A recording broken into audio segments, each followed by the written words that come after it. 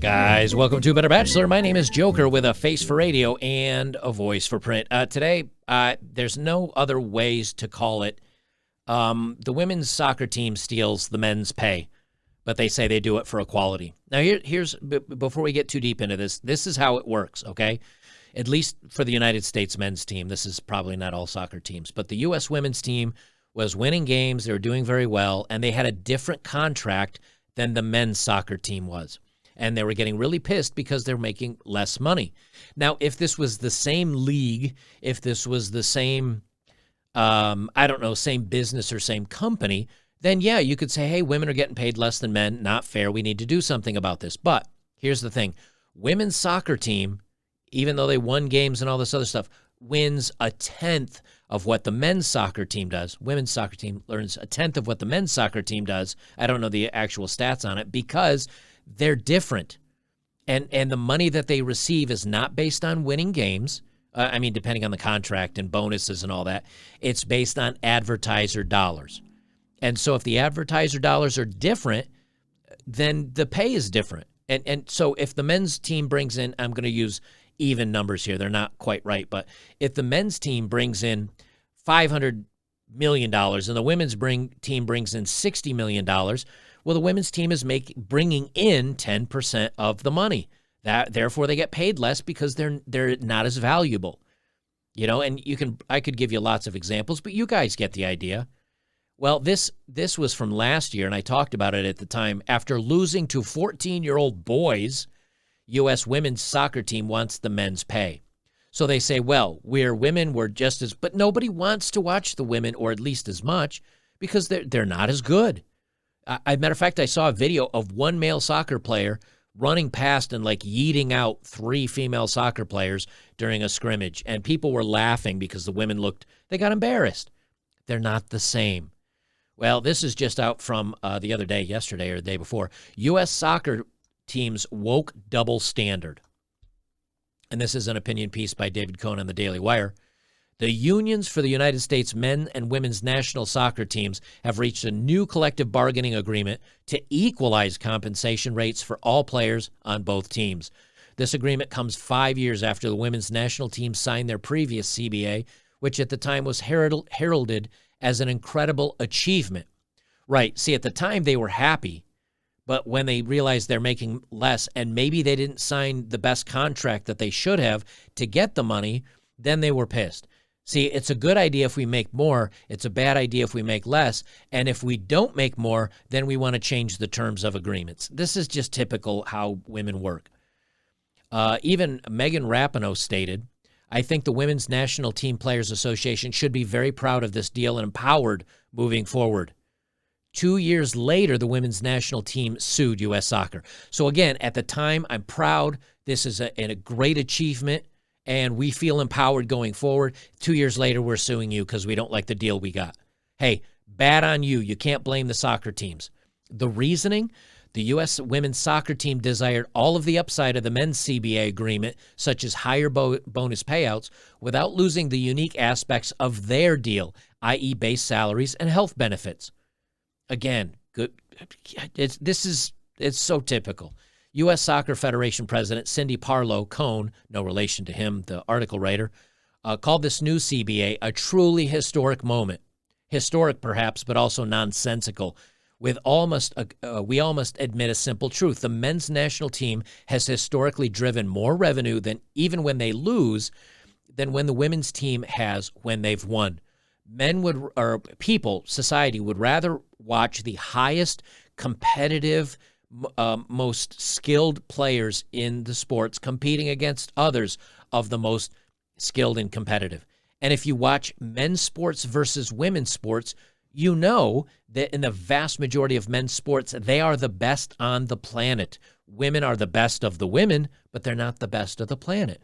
We like seeing the best of the best of the best compete against each other. And so now, once again, the women are saying, oh, this is a truly historic moment. But you know what happens when they start winning more and things start doing really well? They'll complain about it then because, women. In the previous World Cup cycle, the lowest performing men's team won more prize money than the first place women's team. This isn't due to discrimination, it's due to commercialization. It's not sexism, it's capitalism. Should LeBron James split his $41 million salary evenly with Diana Taurasi because she went to the WNBA Finals while James failed to reach the playoffs? No, of course not. For the World Cup, FIFA assembles a bonus pool which comprises revenue from TV rights, sponsorships, and ticket sales. The various teams in the tournament then split these funds based on performance. The pool for the 2022 Men's World Cup will exceed $400 million. The women's will only total $60 million. Yet U.S. Soccer plans to distribute the total equally to each player on the men's and women's teams. We like to call this socialism. And of course, the guy that's doing all the hard work, and I'm not saying the women's soccer team doesn't do the hard work, but what I'm saying is the guy that does all the hard work, when he has to split his salary with the guy that's just laying down and doing nothing, that's kind of how socialism works. Pretty soon everybody realizes we all get the same pay no matter how good or bad we do. I'm just going to put in a minimal effort. And then everybody puts in it minimal effort. The guy that used to be working really hard to be the top guy so he can get a promotion and maybe move up in his career realizes, there's no upward track, so I'm just not going to try anymore. I'll be like the worst person on the team. And that's so it's a race to the bottom. Well, here, the men's cup, $400 million, the women's cup, $60 million. That's like me saying I'm about a tenth of as productive as the best guy on the team or in the company, but I want the same pay. They say if the United States women's soccer team earned 7 times the revenue for winning their World Cup than the men's team earned by losing, would we even hear a whisper about equal pay? I think not. The irony here is palpable. While many countries completely prohibit women from competing on soccer's grandest stage, Americans encourage, support, and cheer on our women, as we should. This support has helped produce the best team in the world. Now, unfortunately, our support has been met by woke federations demanding equal pay and disregarding altogether free market forces. The doubled standard is clear. If women earned more than men, this is well-deserved and meritocratic. In contrast, if men earn more than women, we need to institute a quota system to ensure equality. Right. So rights for me, but not for thee. If the men make more, it's unfair. We need to level this out. If the women make more than the men, well, we don't need to level it out. It's just women are finally getting paid what they're worth. Do you see how this works? And they call this equality. It's always equality if it works out for you, but not somebody else. Now, here's the thing. If the money is coming from, I think, the soccer federation or maybe the U.S. soccer team, if the money's coming from them and they want to boost the women's pay for no reason at all, okay, do it. I don't care. If you're going to boost the women's pay, boost it. It's coming from the soccer federation. That's less money for them, and it doesn't hurt the men. That's probably the best case scenario. So far, it doesn't sound like the money is coming from the men's side of the thing or the men's side of their income at all. So the men aren't losing any money. But aren't you basically at that point just falsely inflating and boosting the women's soccer and boosting their money? It's the men literally supporting women. Now, where have I heard that that's a bad thing? Men shouldn't support women. Women shouldn't have to rely on men's income. Oh, yeah, feminism. Women say, oh, we want to earn our own and get all these what's the word I'm looking for? Women want to have all their rights and they're just as good as the men. But when they're shown they're not as good as the men when it comes to advertising and revenue, they say support us. The men's team needs to support us. Sounds like going back a few decades in time. They say if our women's soccer team truly consists of strong, independent women, they shouldn't need their men's team to supplement their salaries. Regardless of the tactics, however, it's clear these women won the battle. As often is the case, people don't get out of life what they deserve. They get what they take. And these women went out and took. All the while, the men's team seemingly sat back and nodded yes to a collective agreement which takes money out of their pockets. Okay, so hold on here. So the men agreed to let the women take money out of their pockets and a collective agreement. They don't drill it down here, but if the men are giving up their money to support the women's team, here's what's going to happen.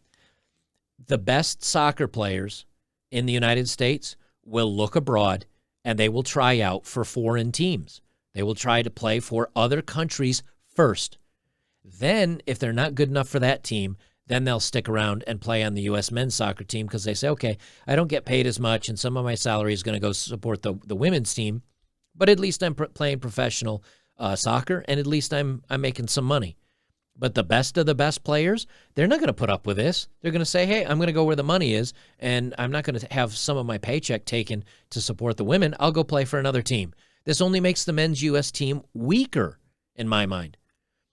They say all the while the men's team seemingly sat back and nodded yes to a collective agreement, which takes money out of their pockets, not to mention that for the moment, the women's team continues to enjoy additional benefits the men do not, such as injury protection, child care, and parental leave.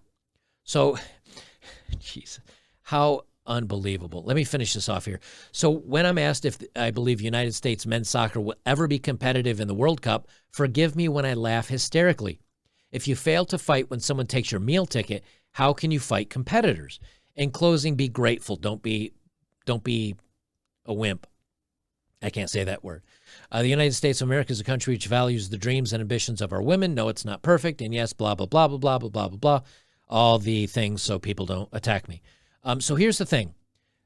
Women had more because they had injury protection. They have parental leave. They have child care. Now, men can be parents. Shouldn't men be able to take time off the soccer field to go take care of their newborn and stay with their wife and support her? Shouldn't the men need injury protection? Probably so, more so than the women. So the women got all those things, but less money. The men got none of those things, but more money. And what did they do? Instead of looking this as a tit for tat or a give and take, the women said, oh, we want the money the men have, but also we want all the things we already had. And the women come out ahead on this. This is just typical. This is the typical bullshit that happens all the time.